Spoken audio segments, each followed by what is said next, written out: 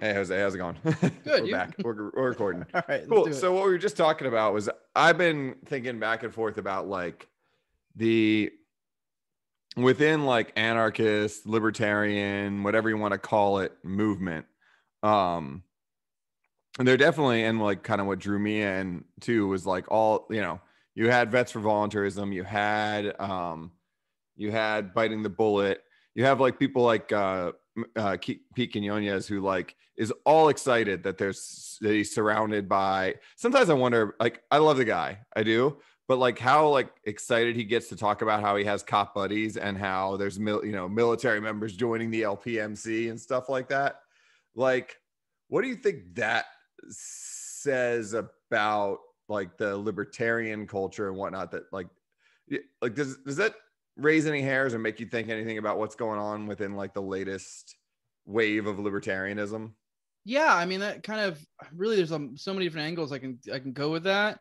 I mean, I do think there is something to the fact that I don't know. Military has this reputation for being like the badasses, which ironically, I mean, I've done multiple episodes where like I'm a fucking mechanic. Like I mean, like don't get me wrong. I mean, I like to feel like I'm a badass, but it has nothing to do with the fact that I'm in the military. Mm-hmm. If anything, that's more the fact that I've lifted weights my entire life. I did martial arts, like literally nothing to do with that had anything to do with me being in the military. If anything, this is just bureaucratic nonsense in the military.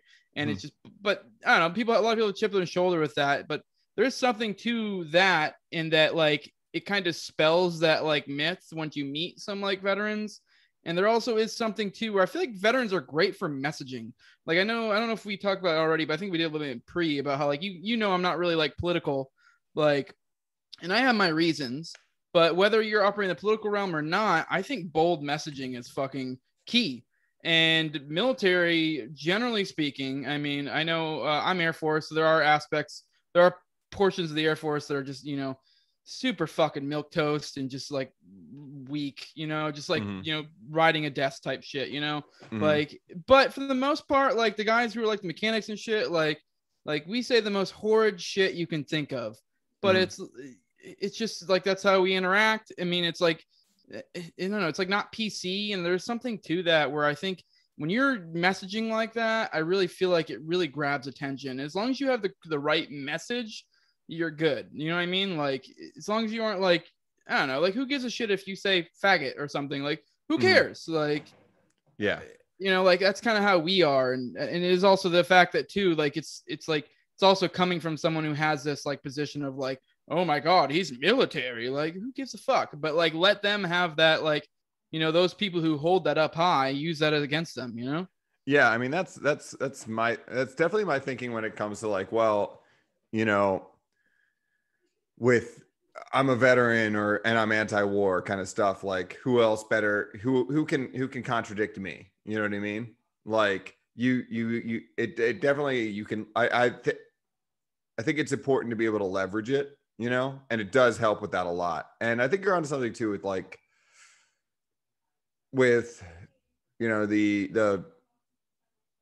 the politicians who are the populist politicians, or whether it's Trump or in how many different countries are there where like people will say that they speak plainly, they'll say what's actually on their mind, kind of stuff, a little bit more clearly. Shane Hazel, like pulling no punches kind of aspect. There's something to that where there's a broad appeal to somebody who actually isn't watching every word they say. Mm. So that's true. I just I've just been wondering about like this element of our like I was thinking the other way around, like is our culture so militarized, like just in general, that like everywhere you turn, like you can't even turn on. I was in what's the damn barbecue place, Mission Barbecue, you know what I mean? And I was like just craving. I was trying to figure out a craving, and I was like, I haven't had barbecue in a while. I popped it, and it like almost made me friggin' want to vomit. You know what I mean? Like the number of patches and helmets and memorabilia on the wall, and it's like, how is this a selling point? Like it was over the top. You know what I mean? It was like if it was a sports bar covered in it couldn't have had more memorabilia. You know what I mean? People would have been like, Yeah. this is too much. Like, so I was, yeah, I was wondering if that had something to do with why that affects, like what that effect is. I Like, think I might be. I mean, I don't know if this is necessarily entirely what you're getting at, but there was something you said there and before that kind of made me think. Like there's something to being someone who's either in the military or was in the military, where you're kind of like the silver bullet for that bullshit. mm-hmm, So like, I don't know. For example, like I know like recently on Twitter, I roasted some fucking neocon who was like a mm-hmm. Marine who was in his profile picture was him in his I uniform. think I know the exact one you're talking about too. Yeah, and like I was just roasting him because it was just like I don't know if you like how it is for you, but I know most military members that I know, like if Mm-hmm. anything, we make fun of the ones who it's like that's their profile pic and shit like that. Like if anything, that's probably the sign of a brand new guy. Like Yeah, like he exactly. just probably just showed up, and so if anything, I gotta ridicule him and come from this perspective of like, dude, I've been there, I've been there, Mm-hmm. like for a long ass time, like you don't get to use that card here. It's kind of essentially it's kind of like the race card. It's like when you have like a like it's why Maj Toure is so fucking kick ass because it's like I mean it may be shitty, but he's a black dude and you can't. It's kind of pretty fucking hard to call him racist. Like I mean you can try, but it may not stick too well. Yeah. You know. And you were talking before about like the plain speak aspect, or how we call like it is.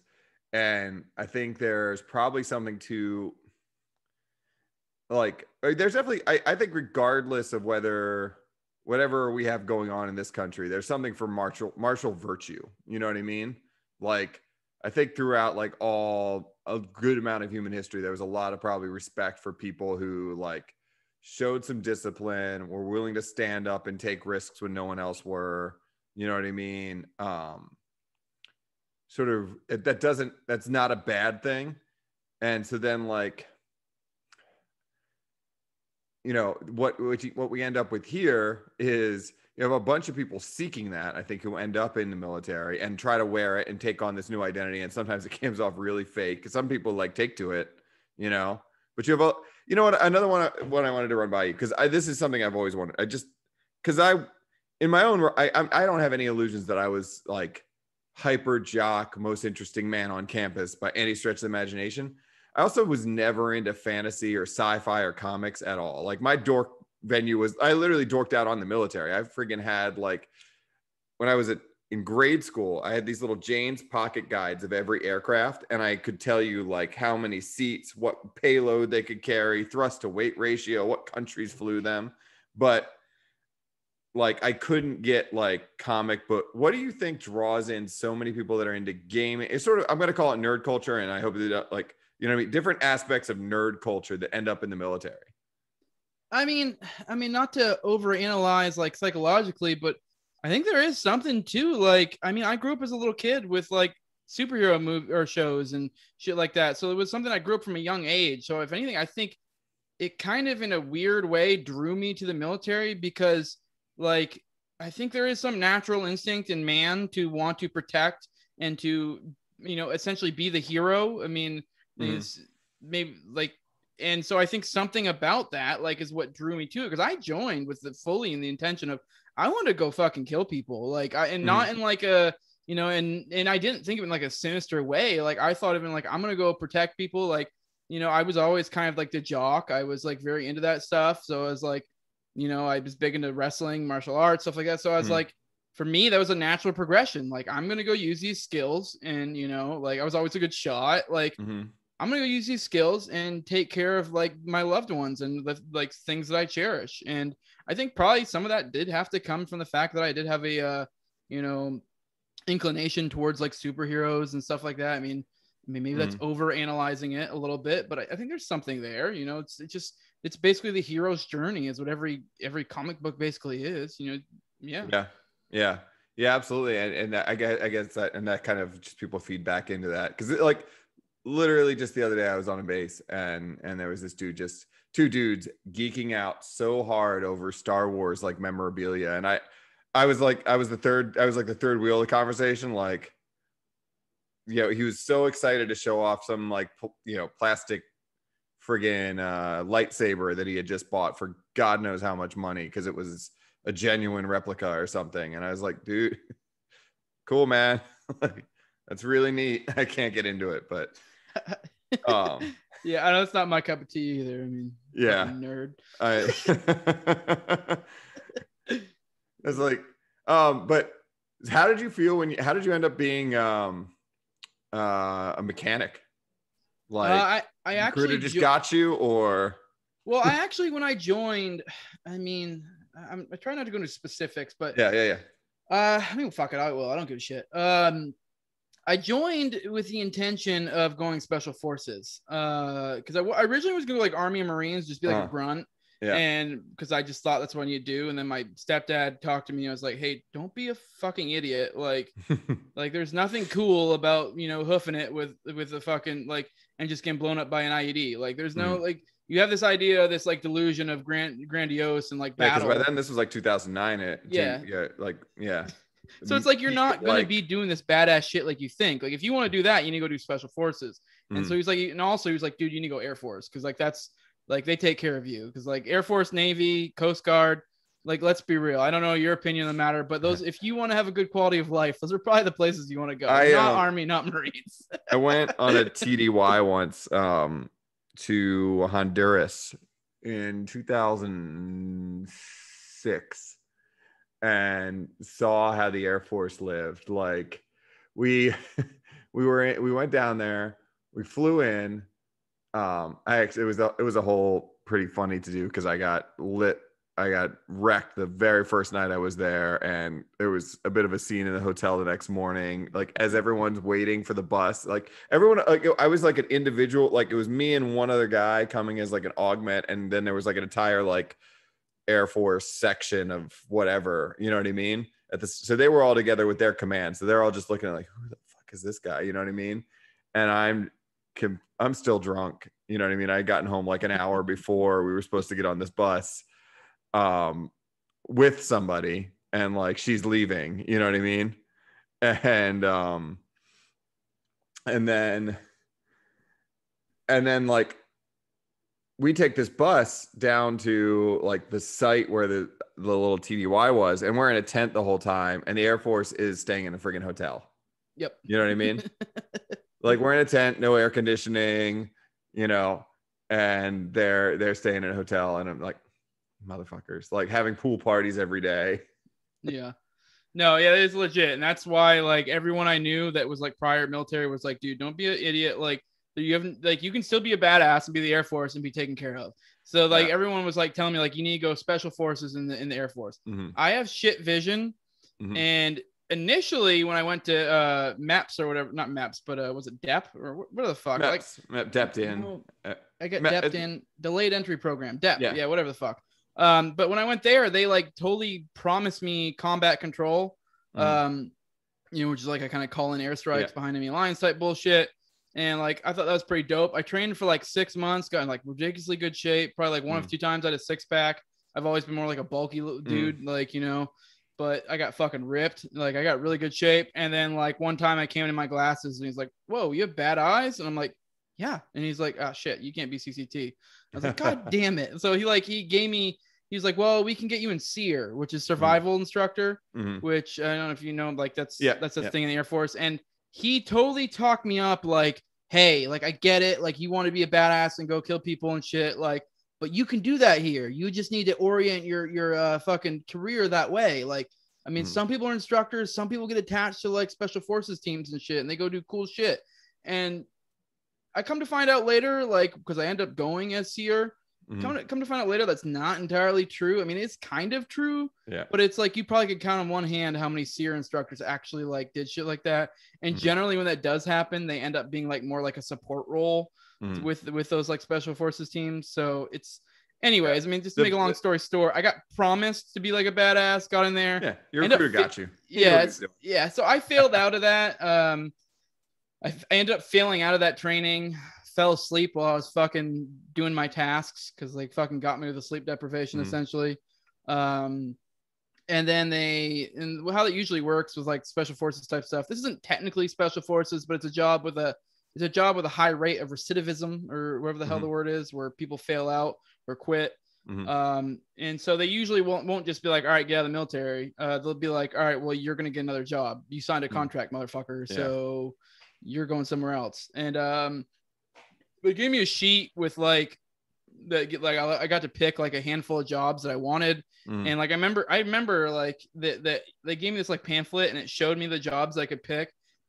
And then it had a number next to it that was like the likelihood of getting that job. So like, and so pretty much like they told us like, hey, you want to put like one of those, you need to pick a job that's a sure thing and put that as your last choice. That way, because everyone like picks the cool shit, and then what ends up happening is then you just get put with wherever they need you, which is a cop. Which I don't know if anyone's been in the military as a cop. It fucking sucks. Yeah. I mean, I'm sorry if you're a military cop listening to this, but yeah, I feel for you. It's awful. Yeah, there's nothing like what's that? I mean, yeah, security forces, MPs. It's just so pathetic. Yeah, they all hate them. Like what ends up happening? Everyone hates them. Yeah, and then they end up hating everyone else. They hate themselves. That or they become the worst possible thing ever. Like everyone I've ever met in security forces is like either hates themselves or loves it. And you're like, dude, you are not someone who should be ascending through the ranks. Like, yeah, you were loving this shit. But anyways, yeah, I put aircraft mechanic as my last job because I was like, I don't want to be a fucking cop. And then I ended up getting aircraft mechanic because I put a bunch of other shit, like aerial gunner, like some medical jobs. Because like, I mean, I still want to do some cool shit. And then I got sent to be a mechanic. So, I mean, I ended up liking it. I liked my job as a mechanic. I spent like 6 years like doing like in-depth inspections where I completely pull apart aircraft and do really in-depth inspections of like looking for like little cracks and shit and fixing every little thing. Just fun. I enjoyed, but yeah. That's how I ended up being a mechanic. Cool. Yeah. For me, I that's where I guess my military nerdery paid off. Like I was such a pain in the ass to my recruiter. I wouldn't sign anything that wasn't a specific, like, so Air Force has like the prefixes, like there's 2 whiskey and whatever, you know what I mean? Marine Corps, it's like, it's 4 digits and the first 2 are like the field you want. Like 03 is infantry, 08 is artillery, whatever. I just refused to sign any papers he put in front of me that didn't say 03. And he kept like coming up with things like, how about I send you to this? How about I send you to that? And I just, no, if it doesn't have 03 at the beginning, I'm not like contract 03, nothing else. Dude, those dudes will try to tell you too, like dumb shit. Like, when you get to basic, they'll tell you like, oh, when you get to basic, just tell them, hey, I want this job. And, they'll hook you up. Like, I don't know how many people that have said that I knew of. And it's like, that does not happen. That's not a thing. Like, sure, maybe you can ask, but they're going to be like, yeah, okay, that's cute. Yeah. So this is where it was funny though. He says, so eventually he gives up and he throws this book in front of me. And it's like literally every vacancy he has to fill, like what MOS, what date it ships, and then what unit it goes to. Like it's like it's the Manning document, it's the sourcing, like where you're. And I'm like boop, boop, boop, boop, 03 there. I'll take it ships when I want to ship. Like I'm gonna, and I don't really pay attention to what unit it's going to, and it's the 4th Civil Affairs Group, which is in DC. It's a reserve unit. And and they don't do anything infantry whatsoever. It just happens that like not every reserve units, but a lot of reserve units in like what they call the ops section, which for ops is like planning and training. Training is incorporate, like, so they need somebody who's theoretically there should have been like probably a E5 or E6 in the ops shop who would be planning like their range days and stuff like that. And that's the vacancy they had, but you're not like, it shouldn't have been for a boot straight out of basic who didn't know any of that stuff. So when I show up and I'm like, when I finally I finished boot camp, I finished SOI and I'm like, I'm a grunt. Fuck yeah, I'm so tough. I show up at this reserve civil affairs unit and they're like, what the fuck did they send us a grunt for? You know what I mean? Like, and then, oh yeah, we're gonna have to retrain you as civil affairs. So then like the whole time I was technically, it gets kind of weird. It got stupid for a while because, technically I'm a grunt. I got promoted as an infantryman, not once was I ever in an infantry unit. Yeah, I Which, got you. yeah. So people are like, it's weird. But so I'm curious, like, I think, well, I'll let you tell me, but like, how did you come around to being like wanting to get out and be anti? And I think you've told this story before, but just for my purposes, if you don't mind kind of retelling, like, what brought you from like, I don't think it was immediately jump to the anti-war, but just Yeah, I mean, it's kind of multiple things. Like I just recorded yesterday with Clint from Liberty Lockdown. mm, And honestly, my reasonings for getting out are not entirely noble. Like a lot of it yeah, is selfish. I've been an ANCAP for a long ass time. Like, mm, so, and I've just been, kind of bit the bullet or whatever the fuck and just kind of yeah, like sucked it up because I have bills to pay. I have, a wife, kids, shit like that. Like if I was single, I mean, whatever, I'd live under a bridge. I don't give a shit. mm, But, I got responsibilities and stuff. Honestly, I've been seeing the writing on the wall as of late. And so it's more of a selfish thing. I think if you're in the military, I think even if you don't give a shit about any of this anarchist stuff or, morals, principles, whatever, I think you need to get the fuck out. But I mean, we can have that conversation in a little bit, but I mean, I get where you're getting at. I'll go into like the philosophical type stuff, but yeah. just Well, I'd like to real, hear more about that. Like, if you're in, you need to, no matter what, too. yeah. Even just from a selfish perspective, I think if you're thinking about joining or in right now, or basically my thing is I've been telling everybody because I'm still active duty right now, and I've been telling everyone if like with less than 10 years, get the fuck out. If you have like more than 10 years, I can understand if you're like, I have 5 years to retirement, whatever. Like, okay, but I don't know the way things are right now. I think things are going to get weird. But anyways, I digress. So you were kind of getting the philosophical type stuff, how I came philosophically to that. I don't know. When I joined, I was kind of like a generic conservative type shit. Not like any like principled, like, thought about it deeply, just kind of, I don't know, Fox News conservative, if you will. That's kind of how I grew up. Yeah. I don't know, ironically, the thing that like kind of got me to learn the most was the fact that I have a commute.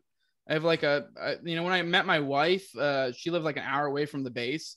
So like I had an hour drive every day. So, there and back. So, I mean, for a while I listened to music and shit, but after a while I started listening to podcasts. And then I kind of went I started out with like Ben Shapiro because I was kind of like where I was at. Then from there I went like Steven Crowder, and then I don't know, Dave Rubin, fucking. And then, after a while I started listening to Joe Rogan. And then I think from Rogan, I heard Dave Smith, and then I started listening to Dave Smith. And, you can kind of like literally my progression kind of matches up perfectly with that. And then, Dave Smith, once I started listening to Dave Smith, I wasn't like an ANCAP. By the time I got to that point, I was like a hardcore minarchist. And I probably listened to Dave for probably, I don't know, a year or 2 years before I finally made that jump from minarchist to anarchist. And like the thing that made me go from minarchist to anarchist was Dave was always talking about Anatomy of State by Murray Rothbard. And I actually wasn't really like a big reader. Like I read a lot as a young kid. I was a huge reader, but then like as a young adult, I kind of got away from it because it's like just not cool to be a dude who reads. Like I don't know. Like you realize later that it's like who gives a fuck what people think. But Yeah. I don't know. Like, and it's also like it's actually pretty dope to be fucking smart. But but yeah, later on I started getting into reading more, and like he kind of convinced me to read Anatomy of the State by Murray Rothbard. And my big thing as a minarchist was like I felt like the state was necessary, and the Anatomy of State does a really good job of dispelling that, because I feel like that's the biggest thing for minarchists is that they just like feel like the state is necessary. They just can't wrap their head around why it wouldn't be. And I feel like Anatomy of State, there's so many people who say Anatomy of State is what like brings them from one side to the other, because I've been sitting on the fence for a while. Like I completely agreed the government was evil. I just wasn't willing to make that jump to anarchist because it's just like, but we need it. And then like Anatomy of State was like, no, you fucking don't. Yeah, I can still like, it's funny you say, because like literally I was in Quantico. I was I like, Quantico's a terrible place. Don't ever like just stay away from there. Anyone who's in, don't go there if you can avoid it. The worst part of it is like I lived less than 10 miles door to door from my office to from my apartment, from where I was living to my office. And that could be easily a 55-minute drive, like randomly for no reason on a Tuesday. So you had to give yourself like an hour and a half to get there, even though it's only 10 miles away. Sometimes you'd be there in 5 minutes. Other times you'd be there. Traffic could get that bad. So same thing, had a commute. This is like it was actually before Tom Woods started his podcast, but I had started like listening to a few podcasts, like for news and whatever. And then I discovered like the Mises media or Mises audio books or something like that. And Anatomy of the State was like one of those mind-blowing moments. That, and I was listening, like what they didn't have on iTunes U, if you remember, that was like, it was basically just another podcast forum, but they had it separated out. They had a handful of Tom Woods lectures, and one of them was on Spooner. And those two, just like between those two, it was like a 1-2 punch. And I remember like I printed a copy of No Treason at my office and like had it on behind my desk, like, and I would just leaf through it when I was bored. I had it like pinned up in case anyone was like, like I was kind of tempting people to look at it and start reading it. Cause those two blew my mind, like just listening on a commute home from a base. So yeah, No Treason and Anatomy of the State. Those are like the two. But like maybe an honorable mention to like The Most Dangerous Superstition by Larkin Rose. That does it for some people. Yeah. But fucking those two, like, because I feel like it is like most minarchists are just in this like spot of like, I feel like Anatomy of State does a good job of like pointing out like why it won't work. And then like No Treason does a good job of being like, this is why it's wrong. Like this was on shaky ground to begin with. Like you don't get to make a contract with future generations. Like shit, it just like blows that. up like, all the myths. The two of them together just like all the myths that you get taught if you are sort of conservatarian, especially. I don't know if it work. I don't know if those work for people coming from the left or not. But when you're coming from the right, if you like believe like, well, you get somewhere along the way, they feed you that bullshit about the social contract, and they get you thinking that, well, it's, you give you these quotes like, government, like I think it's an apocryphal quote, but like, government is force, and force, like fire, is a dangerous servant and a cruel master. Like you need it. It's a servant. It's there for you, but you need it under control, like having a fire in your kitchen. You know what I mean? Like I had all those quotes. Like I had literally the bumper sticker. I was like, government is like fire. It's a dangerous servant, but a cruel master, and it's right on that edge, but we still need it, and then those just blew it up. I remember specifically, those killed it for me. It took me to like that, and then it wasn't very long after that. It's like, I got to start figuring out another career. You know what I mean? Like I switched, I dropped the IRR within like probably a year or so of listening to that. And then, that's a killer for a lot of people. So everyone check out Anatomy of the State if you haven't already. Yeah, no, for sure. Anatomy of the State, No Treason. And like you kind of mentioned, like people from the left, I feel like, I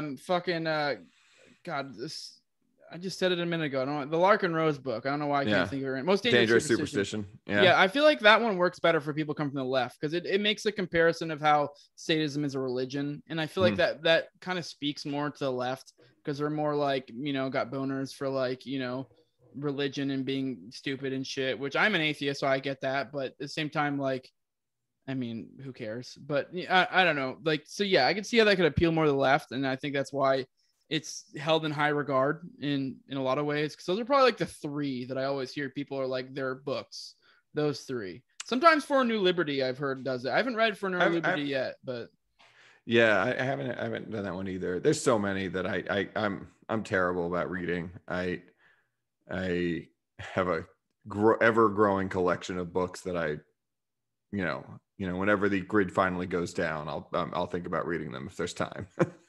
you know. I'm curious. So like a thought I've had about, how do I put this? A thought I've had about having people that are similarly minded to us is if things go sideways in a certain kind of way where they're expecting the guard or whatever to maybe do things on U.S. soil.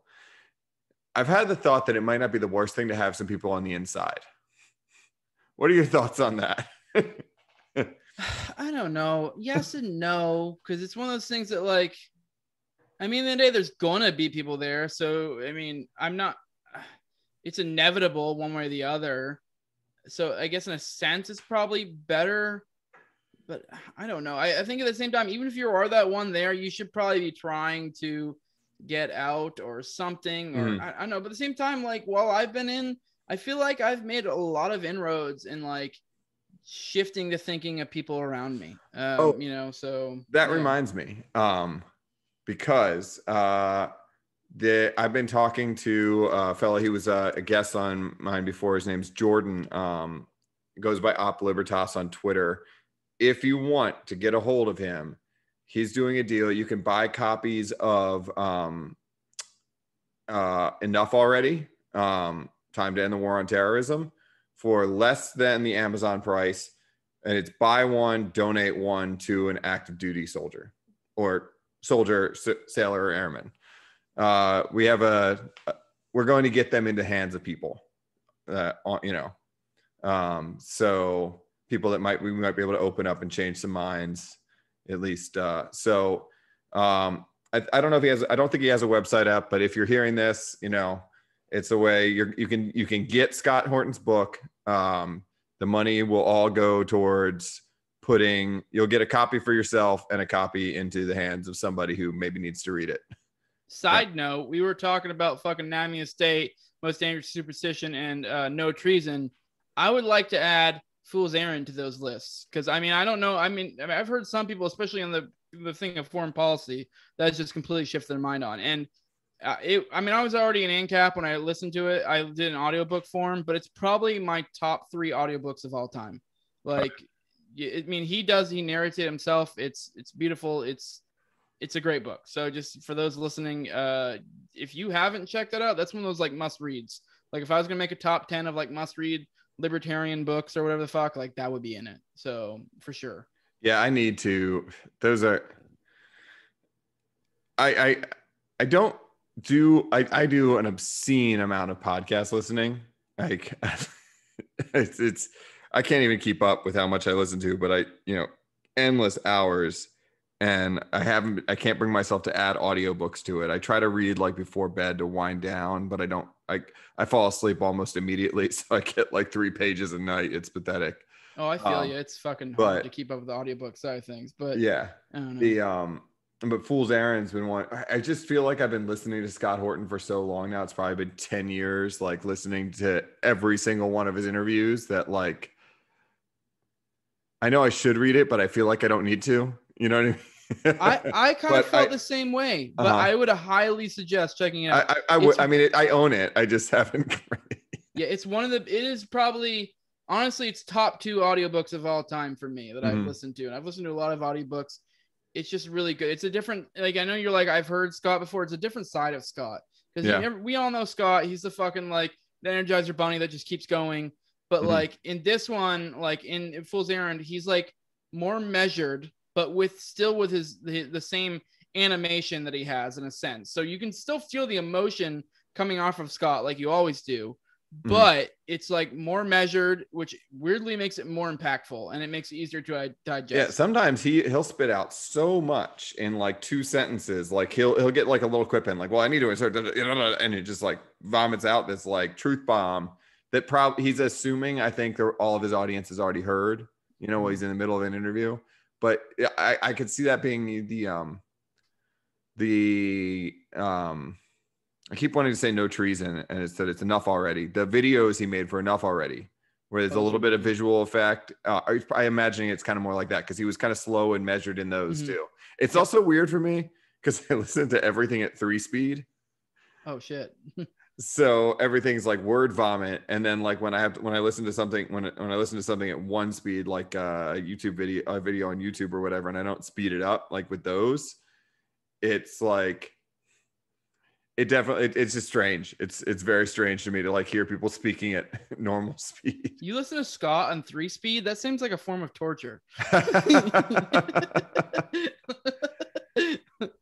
Yeah.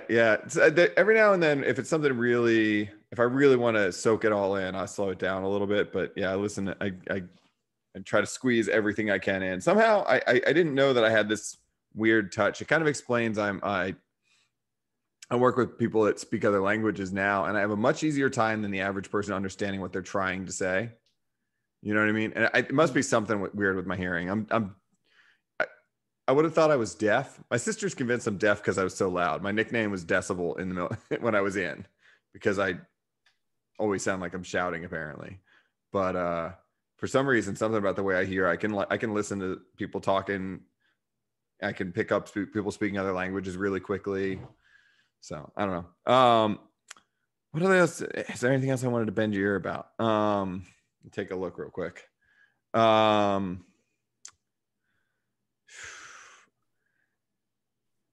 man. I think this has been cool. What about? I am just curious, and I know this is the second time coming back to it, and I know I'm not.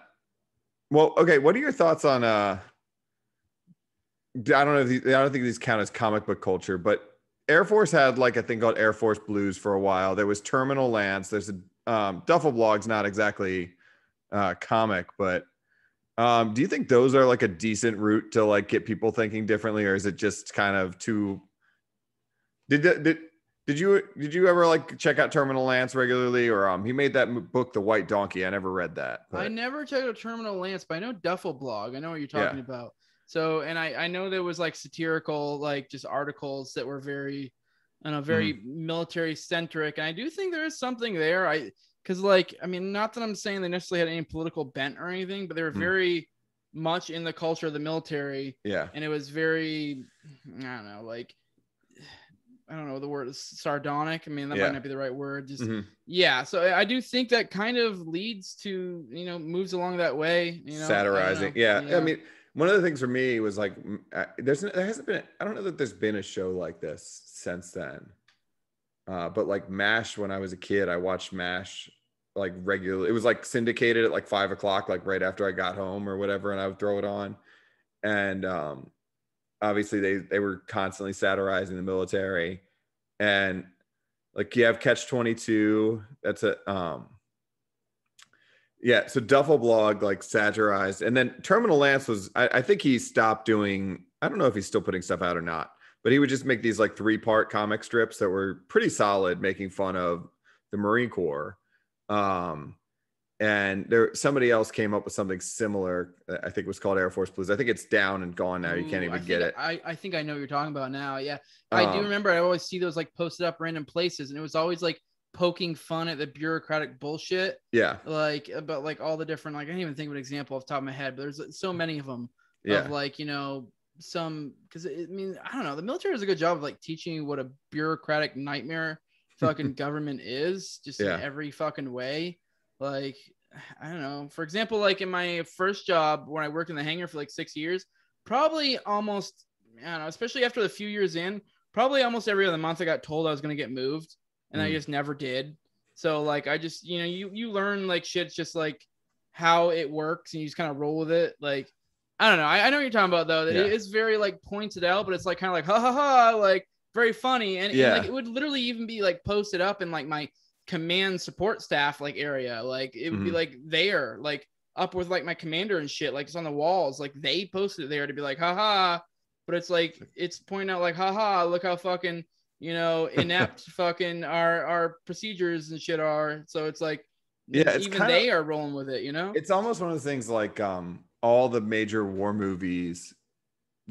I always worry about this thing, like any war movie that is actually enjoyable to watch, even if it's explicitly meant to be as anti-war as humanly possible, turns into a pro-war movie. There's just no such thing, because it ends up being this. And then the only anti-war movies that work are ones that you could watch one time and you never want to see it again because it was that horrifying. You know what I mean? Like, or that dark, or that sort of just sad, that it just leaves, Yeah, I don't know who it was who was saying. I don't remember who I was listening to the other day. But they kind of made the same exact point. How about, like, they weren't talking about military specifically, but they're talking about government. I think they used the example of the X-Files, where they're like, the big part of the X-Files was how like the FBI was corrupt and there's all these shit hidden and stuff. But who are the heroes that come and fix that fucking problem? It's the FBI. So it's, if anything, they're more like pushing that minarchist perspective of like, well, the government's fucked, but what we need is like government to good come people. and fix it. You know, Yeah. like it's like if Yeah. only we had better people. Like, Mhm. Yeah, I was literally just talking to somebody about kind of the same lines of like, well, the problem is, I was talking about, it must have been Matthew I was talking to, where we were saying like part of the problem is you need a hero for a story. And if you're going to have a military movie, the hero is, or a government movie, the hero is going to be somebody in the government or somebody in the military. You know what I mean? And so at the end, and so you never see the, if it's a World War I or World War II movie, you never see the 50 other guys around him that got aced. You know what I mean? Because the hero has to make it to the end of the story, you know? Mhm. And even then, no matter how screwed up the military is in the story, you still have a hero who is in the military at the end, you know? So it's kind of like really hard to get away from thematically, you know? Yeah. Yeah. Are there any comics that you would say, I'm just, like I said, I'm just curious because are there any comics that kind of touch on like anti-military or anti-government themes that are, what are the like, who's the one that makes like an anti-government comic? There's somebody that makes one. Did you ever test any of those out? Are they any good? That's or are they just terrible? You know what though? There's like a shitload. I can look at my stack right here, like The Watchmen. Uh-huh. I don't know if you know The Watchmen. Like they made the movies where the whole theme of The Watchmen is who watches The Watchmen, like who holds these people to account, and like how shitty the government is. Like the main character, or not the main character, but the main bad guy. The whole thing is he pulls this like Machiavellian shit where he like pretends that like in the comic book it's like an alien, but in the movie they do like he fakes nuclear war in order to unite the people. So it's like I don't know. There's that. There's V for Vendetta, which is clearly like that's actually a comic book. I mean, I don't know. It really runs rife through fucking comics, like big time, especially some of the better ones. I mean, I don't know, especially Alan Moore. Like he's the one who did Watchmen and V for Vendetta, and he's basically like an ANCOM. I'm pretty sure. I've heard that before. I mean, I'm talking to my ass a little bit, but I'm pretty sure he's an ANCOM, and you can totally get that in his writings or whatever. Which I mean, don't get me wrong, like. ANCOMs aren't perfect. I mean, you aren't all about that, but you read some of the shit, and he has some interesting stuff to say. So I don't know. There's a lot of comics for sure. Fuck that. I usually try to do a Saturday, like a tweet question. You know what I mean, to kind of just pull people in, and I think I'll do that, like best anti-war comics or best like anti-government, anti-war comics. Just to see what people throw out there, see if we get any interest. Because I'll do like, what's the best anti-war movie or what's the best book, and I was running out of ideas, but I haven't tried that yet. So I'm going to give that a shot. Yeah, no, now that you're saying, I'm like, damn it. I know there's like so many more other ones. It's just like, I've read so many of them. I'm like, fuck, I can't think of them off the top of my head just on the spur of the moment. Yeah. Yeah. Well, if you think of any in the future, we can like do a rundown or like a top 5 or something like that. All right. Yeah, cool? No, I know you're not a huge comic book guy, but I've done a few episodes. I could check them out too. It's not like I'm and I've seen the movies. Yeah, that wouldn't be a bad idea for a future episode. Yeah, no, but I've done a few episodes on my show where I'll do like comic book episodes. And the template I've usually used is both of us will pick 3 books, one being our favorite, one being the best for new readers, and one being the most liberty minded or whatever. So, and I like those ones a lot. Those were fun. Get some cool fucking results there. I had Mark Claire on for one of those, so that was fun. That'd be cool. Yeah, he's really because he does his like do nothing man thing. That's Brian Williams. Yeah. No, Mark's a huge comic book nerd too. He has a podcast with Remzo Martinez, a Second Print podcast or something. I forget. I don't know. He has just a straight up comic book podcast he does too. Yeah. So yeah. Cool, man. I gotta get turned in for the night, but it's been cool, and I'll shoot you this probably tomorrow, first thing tomorrow morning. I'll shoot you a copy of this. You mind throwing in your plugs for anything you want people to check out? Yeah, the No Way Jose YouTube channel. I'm also on everywhere podcasts or like audio podcasts are at. Like, share, subscribe, all that good shit. If you need to hit me up for any reason, thelibertymovementglobal@gmail.com, or you can hit me up on Twitter, Gallison Jose. Yeah, that's it. Or give me money. Fucking patreon.com. Just No Way Jose 2020. I'm all about the money, so give me that. Cool, man. Thanks. I really appreciate it, man. And peace. Yeah, had a fun time. Thanks.